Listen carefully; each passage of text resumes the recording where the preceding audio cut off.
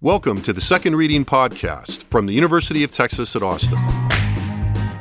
The Republicans were in the Democratic Party because there was only one party. So I tell people on a regular basis, there is still a land of opportunity in America. It's called Texas. The problem is, these departures from the Constitution, they have become the norm. At what point must a female senator raise her hand or her voice to be recognized over the male colleagues in the room? And welcome back to the Second Reading Podcast. I'm Jim Henson, director of the Texas Politics Project at the University of Texas at Austin. Happy to be joined again today by Josh Blank, research director for the Texas Politics Project. Top of the final week of the session morning. Oh, I'm so excited. Kids are coming out of school, session's ending. It's going to be wild. Right. I can't wait. You can smell summer. I can smell summer everywhere. And it's the heat and the garbage. No. Definitely the heat. Okay, so Sunny Day is a week away. Basically, it's both a grind in the legislature right now and in some ways just completely nuts. Mm-hmm. So, you know, lots of people walking around going, I can't wait for this to end. I hate these people. Right. Or on the other hand, you know, having irrational love for people that have helped them, you know, that is sometimes surprising. Like, no, you know, that person is surprisingly nice. What did they do for you?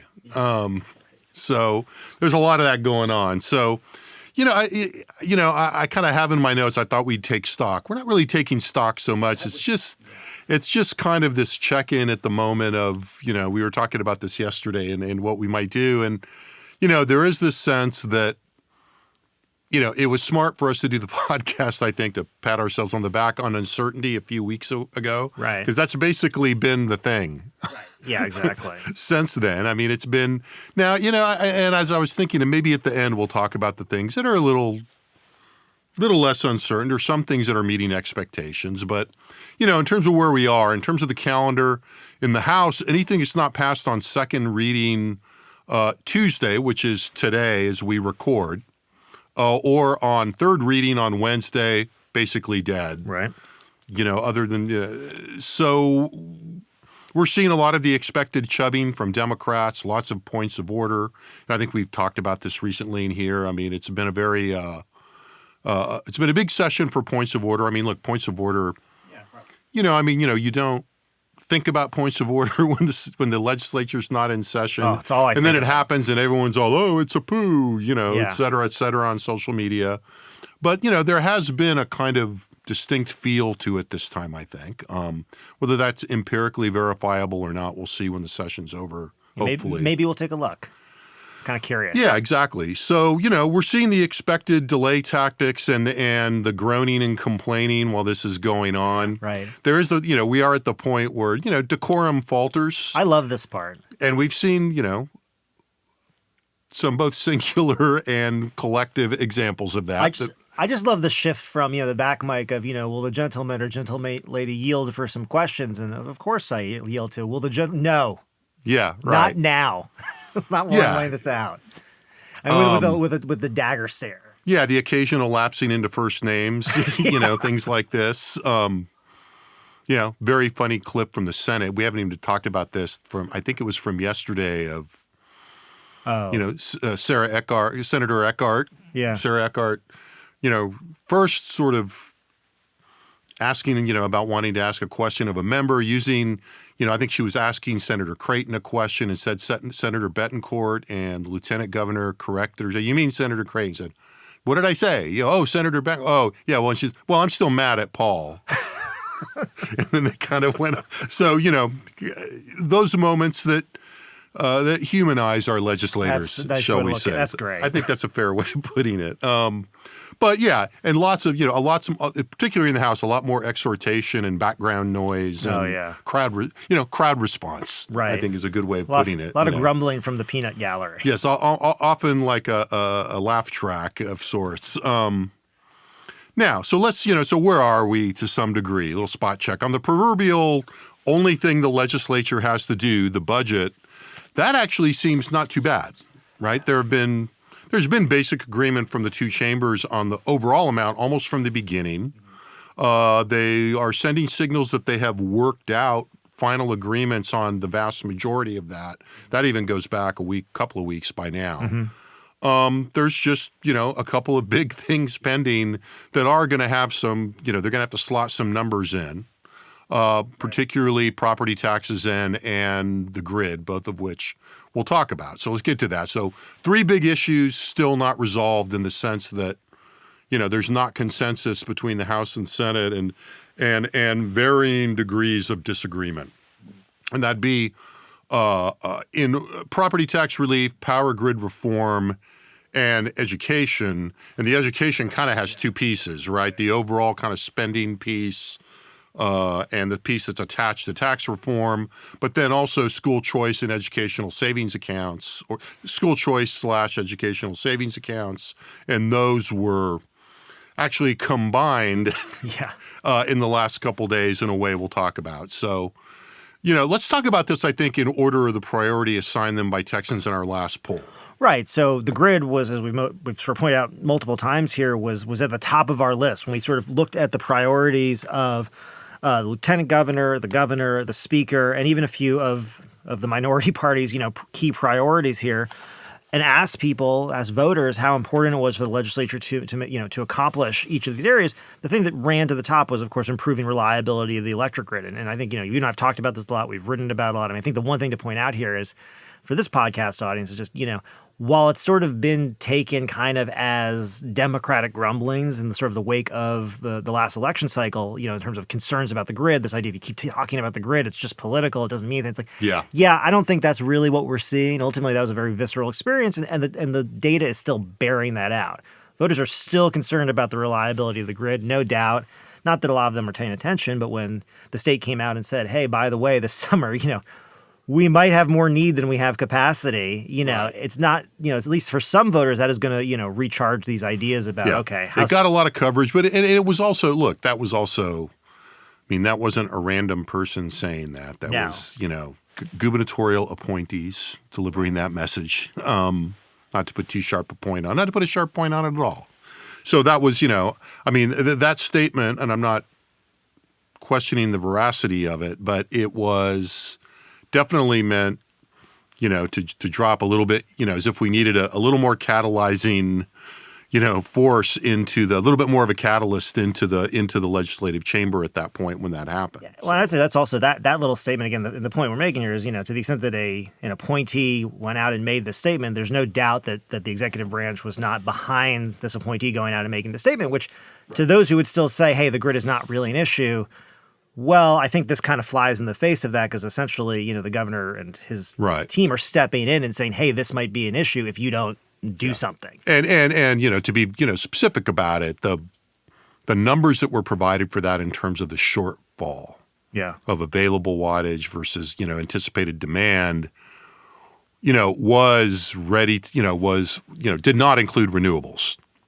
Right. Well, they can't be trusted, and right? So, right. I mean, and that's the point. So Let's see. You have to take that, with a grain of salt, but it's telling, right? It tells us something that we've talked about in here in terms of the, one of the subtexts of this, it's not even a subtext, one of the elements of this discussion of fixing the grid has been the push to reset, if you will, the subsidy balance, the status accorded, the investment in renewables. That's a good way to put that. Yeah, I mean, I think that's right. That's a very fair way to put that. Well, look, and for the people on both sides, they would say, well, there's a different, but I think it's a fair general description of what's going on here. Yeah, and if I were to go back and make a less fair description, I would say, there's still some kicking of the renewables going on because that was, ultimately, there's, we're still in to the extent that this is still an issue on voters' mind, you can still see the long tail of where can we put blame?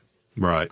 And that's still out there, right? I mean, ultimately, that's still part of the narrative and it's part of the story. Well, and let's, look, the novelist Martin Amis died this week.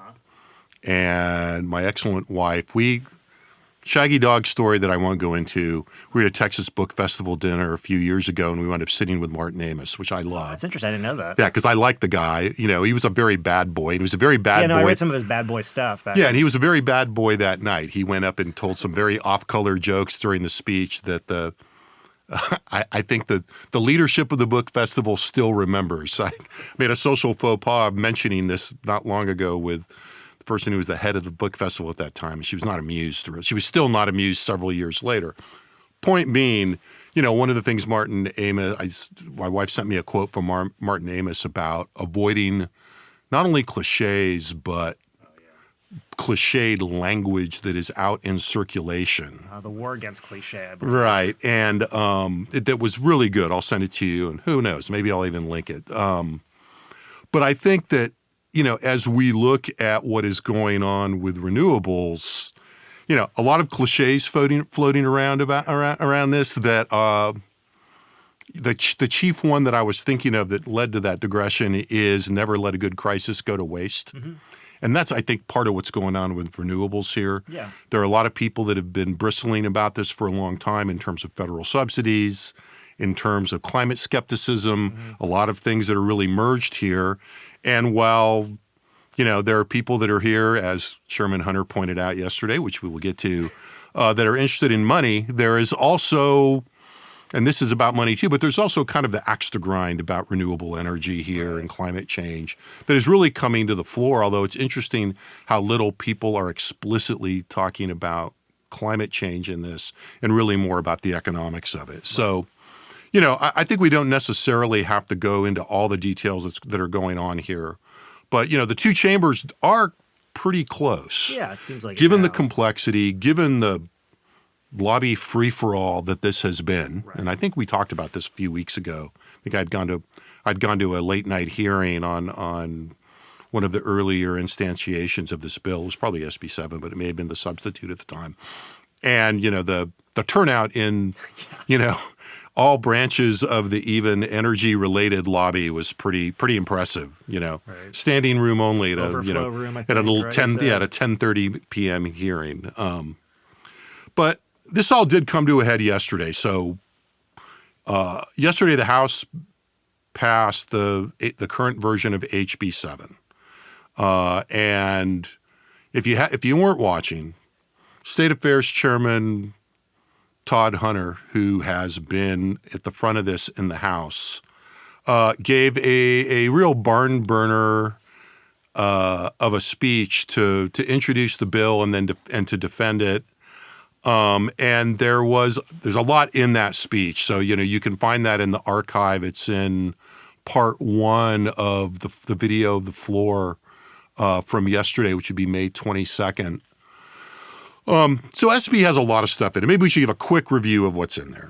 Yeah. So SB 7 would basically, we're not, and this is real. I mean, I'm going to tell you, this is meant for, if you're listening to this and you really know what's going on, you really know what's going on. I'm not trying to educate you. This is for normal. As in last week, this is not, we're not policy guys per se. This is for the relatively normal among you who are listening to this, right? So essentially they would require renewable generators like wind and solar to supplement their operations with backup power during intermittency phase. And this is this whole idea. A lot of talk about dispatchable power during, again, times of, peak demand, things like that. It would also establish this sort of other service product called dispatchable reliability reserve service. And essentially this is just emergency generation when the grid approaches or reaches capacity. And this is sort of, this is expensive. This is pretty expensive. I think they estimate this will cost about $4 billion per year to be able to provide this service. And then the other sort of big piece of this is the buttresses that. Yeah, is the performance credit mechanism, the PCM, which, if you've been paying any attention to this, you'll hear this being thrown around a lot. The two words have been dispatchable and PCM. Right. And this is essentially a way to incentivize the power generators to create additional, generation capacity for So these times of peak demand. So it comes up with, I think, a formula for paying them, if they build this and tap into it. And the big, and a big part of, I think the of Chairman Hunter's speech was about, how much money are we going to commit to these incentives? Are we going to put a cap on it? He clearly is saying, yes, we are going to put a cap on this. But to the extent that, a lot of the interests out there are either arguing for a higher cap or no cap, that was a big part of the the politics of that go back pretty far. The original cap in this bill was $500 million that was, I believe, came out of a consultant report that ERCOT had that was that was sort of solicited and was supposed to guide this through ERCOT. And there's been a lot of talk about, whether that, from the beginning, where that $500 million number came from, whether it was enough, whether a cap was a good idea. There have been a lot of, probably some of the people that Chairman Hunter has been complaining about, saying that the cap was too artificial. It was actually ultimately a disincentive given the level of investment required, et cetera. Now, Chairman Hunter not buying any of that. And I think in a lot of ways that 500 million number was something that, was arrived at as kind of a, oh, that's what you say? Even if you can't really explain it, that's fine. That's where we're going to start. And so they've moved up. And we should move on to a couple more issues, but I can't urge people strongly enough to go look at Chairman Hunter's layout. And I just want to say, it's a good example of where we are in the process, that this is an area where we'd say, they're pretty close. Yeah. Right. Because ultimately, one of the things I think at the outset was, it wasn't clear what the mechanisms would be, what constellation of mechanisms, what kind of money they were going to put into it, what kind of new requirements. And so the fact that you're kind of at this point, you say, well, these are the things, that in and of itself is a pretty heavy lift to get here. And now it's kind of a little bit of, again, various hurt feelings and other pieces. Well, and there are safety valves out there. So, for example, the Senate Business and Commerce met, and they've been ground zero for this legislation on the Senate side under Chairman Schwertner. And what they did was they last night met and heard several amendments. I had a list and I didn't bring it with me, but it's, double figures of amendments that are lettered to meet the House requirement that those amendments be pre-heard. So there, and the preparation there is that those are amendments that are prepared for the sunset bill. And so on, I believe, the PUC, and it might be ERCOT, actually.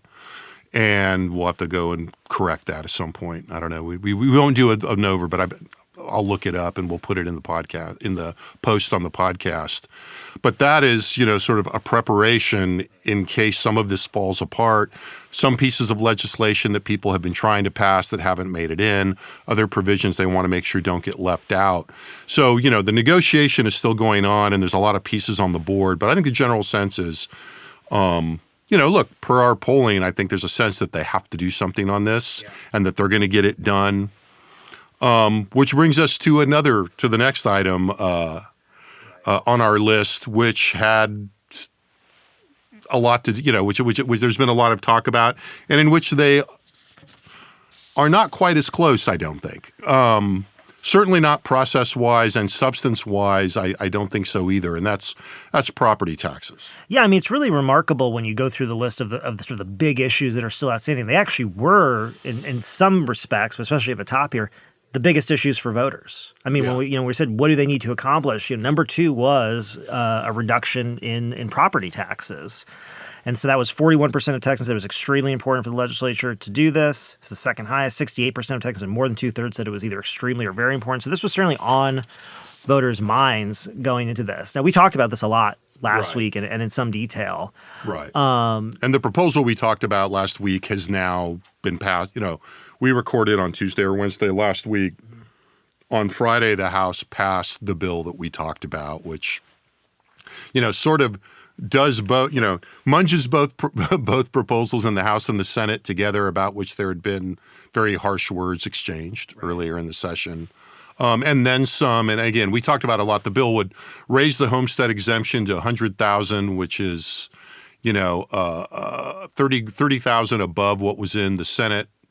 Raising of the bill to raise the homestead exemption also includes the 5% appraisal cap for all real property, not just homesteads, which is the core of the House proposal, with some other elements in terms of school financing.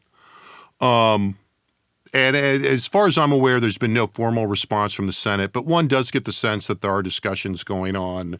There was kind of a photo op earlier in the week where a couple of photo ops where there had been a meeting between the big three, and then this handshake on the Senate dais between the Speaker and the Lieutenant Governor. Though if you look at that photo, it's a very captionable moment in terms of facial expression and even if you zoom in on the handshake, I read it as like Patrick's given Phelan kind of he jumped on the handshake grip and got the better grip first. Now, that could be totally wrong, but if you look very closely at finger placement in that photo, it looks to me like Patrick did I'm jumping in there and grabbing your hand. As we, have these kind of, funny expressions on her face, one of which is kind of a death's head grin, et cetera. So property taxes still very much out there. Another thing that, this is something where I think if this falls apart, this is something the governor will call them back on immediately because of the runway you need to implement these tax reductions, right? Yeah. So you've got to if you're going to do this, you got to get it done. If this breaks down, they're coming back, and they're coming back sooner rather than later. Yeah, I mean, you just figure they're just going to continue, they're just going to have to continue on this. I mean, the thing is, it'd be interesting to see what happens with that in the sense that, one of the big pieces of the budget that remains outstanding, of course, is how they're going to deal with this, the property tax reduction, and then the impact that it has on public education. And so that's sort of sitting out there in the budget. So then, and there's just a question, maybe but if this were to fall through, would they just basically pass a budget without it and then come back and deal with it? Or would they just hold the whole budget and say, we're just going to have to deal with this whole thing at once? I don't know. But the thing about I think if the expectation is that they were going to come, don't know, and that's probably going to be pretty conditional, I think the thing is, this is another one of those things where, we were kind of joking, observing last week that by the House going and saying, you want to do a 70,000 home segment? Well, we want to do 100. Yeah. Right. There's a certain part of that that's a little bit of like, in the moment, that's a little bit of a middle finger. Yeah, it was definitely I think we called it a jab. I called it a jab last. Yeah, because ultimately when you leave, regardless of what happens, the House is going to be able to say, and House members will say, hey, look, we passed the biggest property tax cut. Right. We just ultimately, when we negotiated with the Senate, we had to lower it. So, they're already in that position. But the other side of this is to say, okay, you get the short point, whatever. But the other way to look at this is say, okay, but, the House was not for an increase in the homestead exemption until they did this. And what this says is that it's on the table. Yeah, right. And that's the point. So even though it feels like there's still this jabbing going on, they've actually moved significantly closer to each other simply by the House acknowledging the Senate's main vehicle here. Right. So they're going to get something done. They have to. Okay, so if we go back for a moment to our ranking from the last poll, the next issue I want to talk about, that is very unresolved is vouchers or savings accounts, educational savings accounts, et cetera. School safety was actually the third topic in between there, or third highest in between there.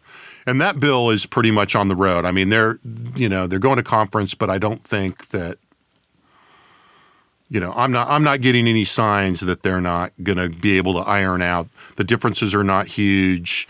There's some things that I think different actors want to do in the midst of this. Yeah. And I think this is pretty much going to be a pass. It seems to be down to some reasonably minor details. Ultimately the idea is they're trying to beef up security on school campuses. The question is who's going to be that security? They want to put some money into hardening schools and providing safety. The question is, how much? Right. Who gets it, who doesn't? And inevitably when you're doing things like this, you've made this point about the expenditures on schools. It's always expensive. Yeah. But also, the web of authority over the implementation of all this stuff is really extensive, and that I think there's still some issues to be worked out. Well, and that's the other big piece of this, which is basically requiring that every school and school district have these active shooter plans in place. Right. Which one of the things that I think came out of Uvalde and kind of came out the introspection on all that I think has not really been. I don't know. I think it's really gotten less attention probably than it should is how few campuses actually have active shooter plans in place. Right. Now, on the one hand, I could go on about this in various ways to think about it. It's not important, what I think about it in this sense, but ultimately, these are the three kind of pieces of the stool. They all seem to kind of agree that these are the things that are going to happen. They're going to use sticks, not carrots, to make sure that they get those active shooter plans in place. But, the thing about this is, to the extent that there's any sort of debate going on right now, as far as I can tell, it's whether or not, mental health is part of this or not. Well, there's some other things involved, too. And they're definitely, and it seems like they're saying mental health is not going to be part of this piece of it. But that's kind of the whole point here is to my mind. I think the quote du jour this week was, we don't want schools to be the delivery system for mental health. Which I thought was an interesting perspective. Yeah. Given that that's where the kids are all day. and it is actually the primary provider of most services to children in the state. So, I mean, it's not a crazy vehicle for that kind of thing, just to throw that out there. But I mean, this is one of those things, again, this is a problem that's so big, it's so it's so big, and depending on who you ask, what is going to look like a solution on school safety is going to be different. But given that what we know about, again, public opinions towards gun violence and school violence and those sorts of issues, we know that Republican voters in particular are going to be looking at, sort of these factors that are kind of far beyond the school walls, parenting, right? Things like that, like violence and popular culture. And the things that can be, I think, attacked head on are these sorts of things, which are basically, can you make the schools safer? Right. Can you put up more walls, more doors? Can you put people there with guns? And, again, whether that's effective or not, or whether they're spending enough money on that is honestly. Right. And that is one of the outstanding issues, I think, is, security provisions, well, this is, et cetera. And this is the problem with all these kinds of things. There's something about this when, I had a friend once who talked about this in terms of the context of Benghazi, right? And let's go blast from the past. But he's saying, when all these issues came up where the security staff in Benghazi said, we need more security here. We need more security here. And that was sort of shown as a smoking gun as to, sort of their issue not being taken care of. And my friend who studies foreign policy said, you should kind of go and ask yourself, how many foreign embassies do you think request additional security? Right. They probably all do. Most of them do in most cases, and certainly most do in any sort of area with any sort of conflict or issue. So to sort of say, well, this one didn't get it and that's the cause of this, it's like, And there's sort of a similar thing here to my mind, in the sense. Well, look, that, this does go back to the broader point that we beat to death here to some degree. But given the governing majority in the state being Republican and not going anywhere, given what we know about Republican public opinion, there's a real sort of impulse to do something, and it's not going to be guns, right? And this is something that they are, I think, intent on delivering. Given the framework, and we shouldn't leave out the fact that it's, we're right here on the year anniversary of the shooting at Robb Elementary in Uvalde. Media saturation. I mean, there was I didn't see it, but there's a documentary on Sunday night on CNN that revisited the whole thing and, included, I think, some new footage and new interviews with parents and survivors. Frontline's doing a documentary that will air next week, Tuesday, I think, in most markets in Texas. So this is also like the alignment of that with the end of the session. It's not determinative, but it's going to bring it back into the forefront of people's minds. Yeah, and not to be too cynical here, but the point I want to make is just, the legislature is not going to get any credit for the mass shootings that don't happen. Right.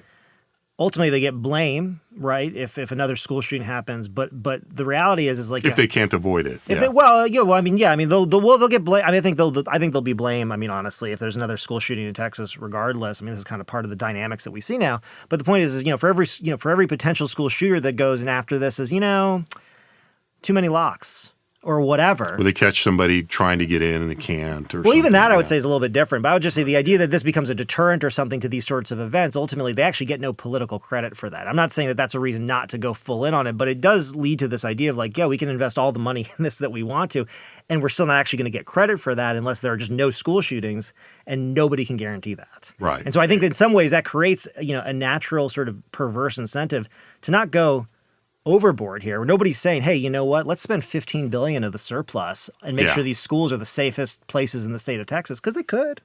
But that's not really on the table because you don't really get credit for that. And you can't cut property taxes. That way. Or, never mind. Okay.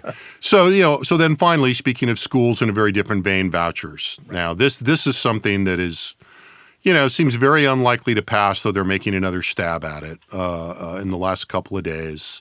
And school safety, again, there vouchers, not something that scored high on the importance scale, but something that has been, very prominent on the priority list of the lieutenant governor and the governor. We've talked about this a lot. After the House decided to, kill its watered-down version after the governor just said it wasn't good enough and he was going to veto it, the Senate has now tacked a significantly larger voucher program onto the Ken King authored HB 100, which was the House bill that would increase teacher salaries and do some other things in the school finance space.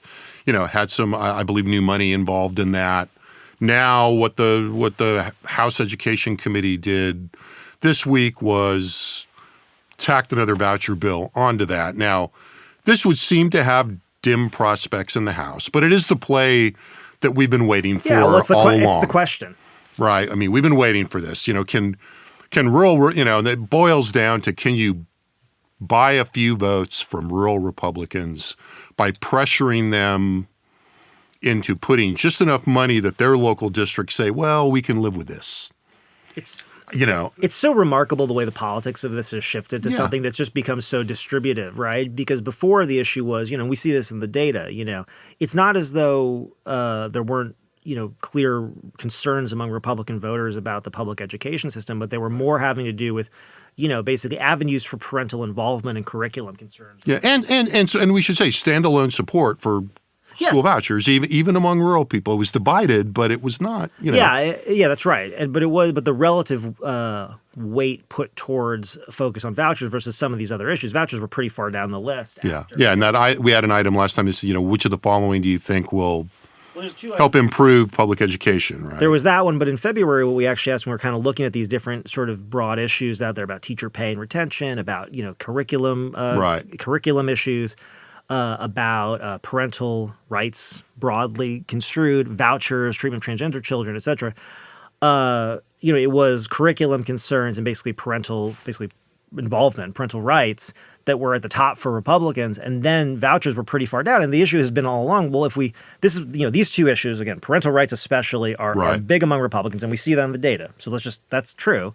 And the idea was, well, these are so big, we're going to pull vouchers across with them because it's all parental rights. I mean, even, Senator Creighton said as much, basically. When I talk to constituents, this is a bundle, which I got to say, I do not buy for 1 second. I'm just going to throw that out there just as someone who studies mass opinion. Skeptical. Well, somebody who studies opinion. It's like, so you talk to a lot of voters who have this really strong cluster. Anyway, whatever. Yeah. Whatever. But now, having failed at doing that, it's just, this is just such old school education. It's like, what if we just attach it to a bunch of money? Well, we talked about this. And we talked about this a little bit last week in terms of the evolution of, the initial argument that, parental rights is now has provided a vehicle for this and the degree to which that has worked or not. We've been skeptical from the beginning, but then again, I think what's funny is at this point in the process, like, okay, fine. Right. But do you want to give your teachers raises? But I would also say this, right? I mean, and I've been discussing this, I don't want to unpack this right now because I think I'm not sure how much I completely believe this other than when somebody says, well, is there any hope on guns, right? And that is, when we step back, what do we know? We know that big things take a long time.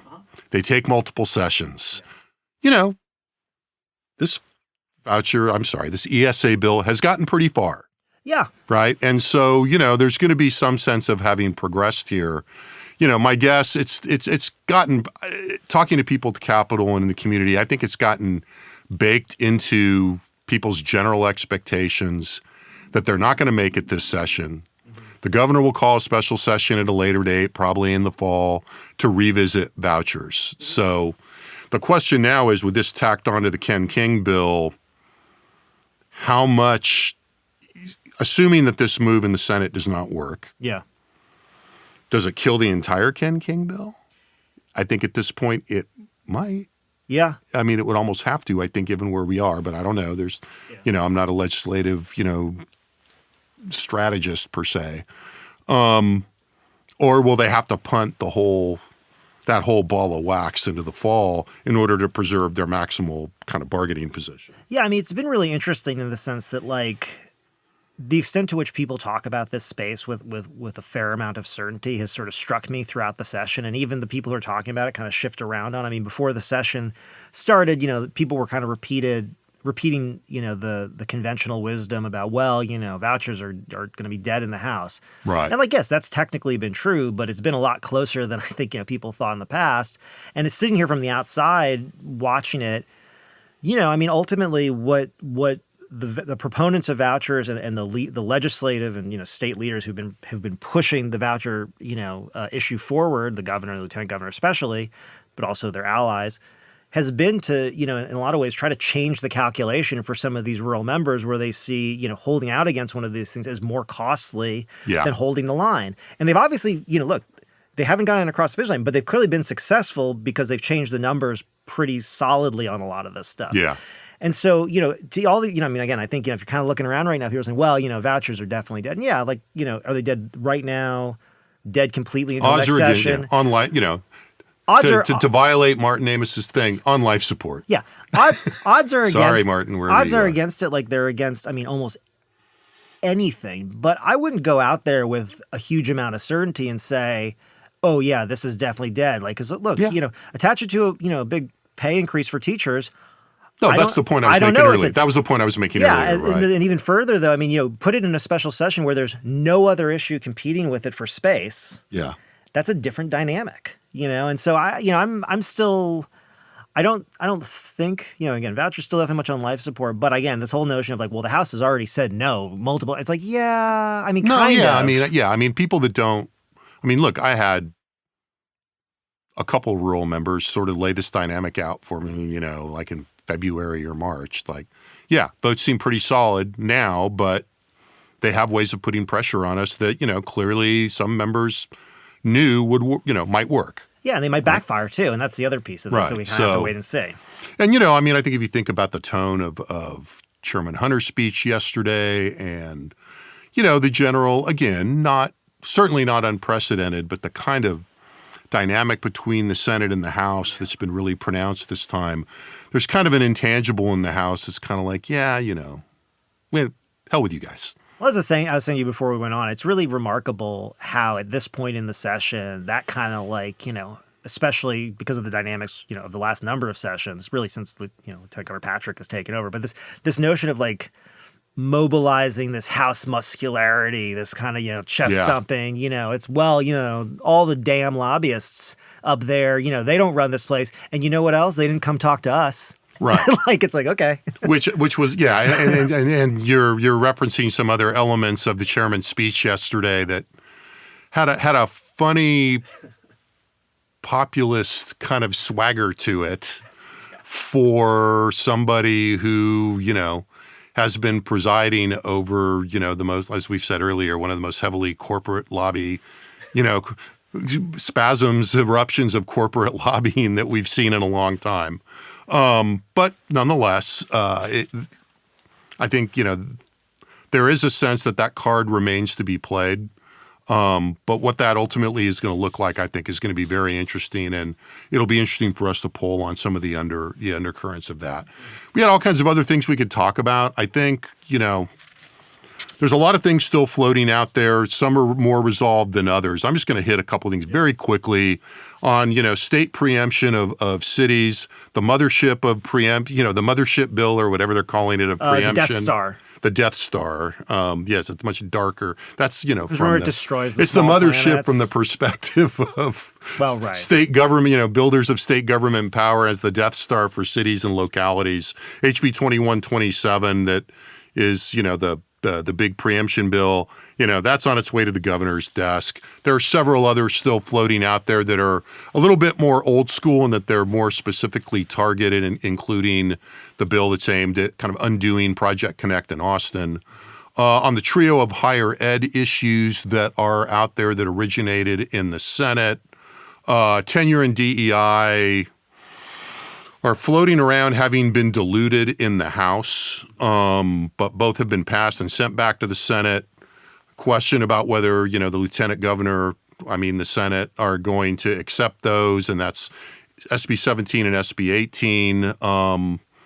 The tenure bill was significantly watered down, though a lot of the higher ed community still sees danger in the kind of oversight, the increased oversight of tenured faculty that are in there. The House version on DEI created some carve-outs. I kind of suspect that that's going to be okay in the Senate, but we'll see. And they killed what had been billed as the anti-CR by the lieutenant governors, the anti-CRT bill that made everybody at the university, pinky swear not to brainwash people and persecute conservatives. Right. That guy, that's dead. So those are still kind of out there. The ban on gender-affirming care is headed to the governor's desk. The drag show prohibitions have been watered down, et cetera, but that's still kind of in play. That's just a few things. We should, I think in terms of what it all means, I think I'm going to punt that for a week. I mean, I really do think, as dramatic as it always seems at this session and all these things we've talked about, if you had said to us in January, look, about the third week of May, you're going to be looking at the odds being against vouchers. Yep.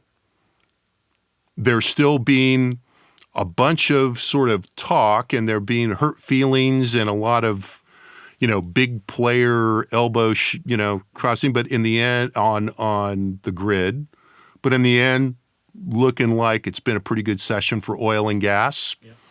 We would not have been surprised by that prediction, right? I'll throw in the enshrinement of border security funding. Yeah, we haven't talked about border security funding, but yeah, that's not controversial at all. Right, not much controversy other than trying to extend the envelope in a couple of directions, right? And that they're doing a bunch on school safety. They're not quite there. Yeah. Property tax reform, everybody wants it. That's probably the thing that I think is maybe a little more. There may be a little further from disagreement right now than I might have thought back in January. But the path of that disagreement being aggravated by differences between the House and the Senate, not shocking. Yeah, well, and the other thing about that one in particular is, there's something about the rhetoric around property tax reduction I think almost makes it more difficult in the sense that, whenever we talk about almost anything else, like we talk about for example, right. It's just a quick, because it's related. People have said, well, why don't you give teachers this level of raise or that level of raise? And a lot of times the sort of knee-jerk response for those who don't want to do that is say, hey, look, we can't commit to an ongoing expense like that. Yeah. And nobody talks about property taxes as if they're not reduction, as if it's not an ongoing expense. Right. But ultimately, it kind of is. I mean, again, the mechanisms will matter in that in some very key ways, right. But it is an ongoing expense. And I think that's one of the things that kind of sits out there with stuff like this. I mean, there is a hamstring that legislatures are doing the legislature does to itself in future sessions if there is an economic downturn. Well, and I think this is probably a good time to remember, to hearken back to one of those moments when, a legislator inadvertently sort of says the truth. And in this case, it's Senator Betancourt who, Yep. a couple of, 6-8 weeks ago, I think somebody asked about the recurring costs, and he just said, look, people want this now. Yeah, that's probably right. It's going to create a crisis. But, people want this right now, and so we're going to get it. We'll just have to, that crisis is later. We promised it. That's a paraphrase, so don't, I don't want to get slapped with a slap suitors.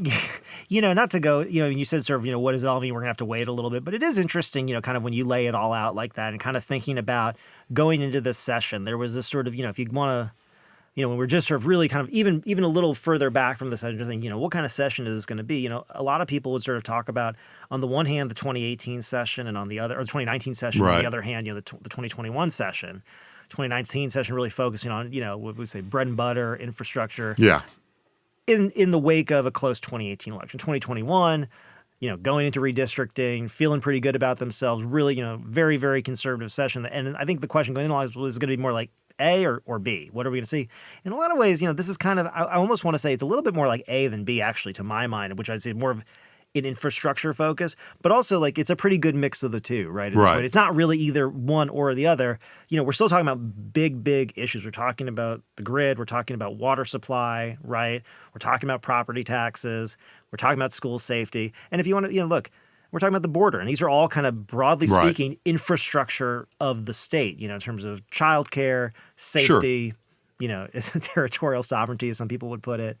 And again, these sort of basic functioning. And then, of course, we're still going to ban gender affirming care for minors. We're going to see some things around the edges, which we always do. Right. But it's not the anti-DEI stuff, But those aren't necessarily, not to be dismissive, and I'm really not trying to be here, but those aren't going to be the headline policies that come out of this legislature if they do manage to move forward on the things. And again, from the leaders that they want to talk about, the thing they're going to talk about is, historic investment in border security, historic investment in property tax reduction, We did something about school safety, and we secured the grid. Historic investment in the grid. Yeah, and that's what and that's. There's other stuff still to do, and I think that's why if the property tax thing falls apart, they got to come back and do that right away. I think and we'll save this for the post. I mean, I think what's interesting, and I've been thinking about this a lot lately. Although we've talked about it before, but what's a little bit almost cuts across. It's not quite. It's not orthogonal. That's for you, Ross Ramsey. But it's not exactly linear with parallel to all these things. Is the kind of the thing that stitches all of that together is this shift towards a stronger state government vis-a-vis local government, and in the longer term, the continuation of a stronger executive branch vis-a-vis the legislative branch and even the judicial branch. We're going to come back to that. That's the connective tissue to me, that kind of something that both of those sessions actually have in common. Mm-hmm. And in that sense, this Death Star bill or whatever, the preemption issue this time is a little bit of a binding agent for all of this. If you look at how in some of these other areas, the fallback, even in terms of school safety, the fallback is, look, we want you guys to do these things. How are we going to enforce it? Well, there's a state agency to do it. Yeah. Mm-hmm. Right? You guys all need to do this stuff, and the state agency is going to be the person overseeing that. And I think, when you step back and look at the longer trajectory, that is going to be, I think, that the more I think about it, we'll see what happens in the final, this next couple days. To me, that may be the watershed takeaway from this session that transcends and binds all these other issues. And, I'm not going to cram everything into that bucket, but I do think that's going to ultimately be the takeaway on that. It's really interesting to hear you say that. I think, I'll just add one thing is what I'm thinking is it's really interesting to think that, the legislature, the idea that the legislature is consolidating power at the state level in a really, I think you could say unprecedented way, probably with the preemption bill. And they're doing it in the wake of, the tenures of two Texas governors who really have tried to consolidate power in the executive branch. And so, and now, it's, again, you're seeing the legislative branch both, push back in both directions a little bit, push back a little bit against the governor, a little bit, and they'll see if they do that with the emergency power stuff. And then also back at the cities in particular, right, where, again, political competitiveness, and especially in Harris County, is leading to sort of just more Democratic control of these areas. And so there's a sort of pushback to say, what, the state is really, and the state here meaning the legislature is really going to, exert itself. And I'll give the governor this on, this is almost it's a footnote to that, but we'll give the governor this. He has ceded ground on the emergency stuff in a lot of ways and actually has sort of set up the legislature to do that. Now, some people like Birdwell may be going a little bit further than he'd like, but nonetheless, I think they saw that coming and saw the politics of that around COVID, less so on the border. But, I think they can, they've already got that authority on the border. It's the emergency stuff around COVID that's been such a a magnet for all that kind of ill will, and it sort of drove his primary challenges in a lot of ways. And, those the people that ran against him tried to throw the border in on that, but it didn't really work. But the COVID thing was still around there, and they've moved on that. And they've been, frankly, helped by national politics and the general sense that people don't want to talk about COVID anymore. So with that, thanks for being here, Josh. Thanks again to our excellent production team in the Dev Studio in the College of Liberal Arts at UT Austin. We're probably going to try to add a couple of goodies. I don't want to promise because I'm not sure I can get it done. But, check our blog site. If you're listening to this podcast through Spotify or Apple Podcasts or Stitcher or another platform, check our website out at texaspolitics.utexas.edu. Go to the blog section. We usually try to add a couple of things that we've talked about here, whether it's graphics. I got a couple ideas for this one. So check that out. Thanks for listening. We'll be back, I suspect, maybe a day late next week. We'll probably wait for Sine Die to set in and maybe record a little bit later next week, let things settle, see where we are. Let us recover. See what happens, see what does. Yeah, see what happens, see what doesn't, see what the governor does. Right. As we've said here, something else could happen. So thank you all for listening. We'll be back sometime next week, the point being with another Second Reading podcast.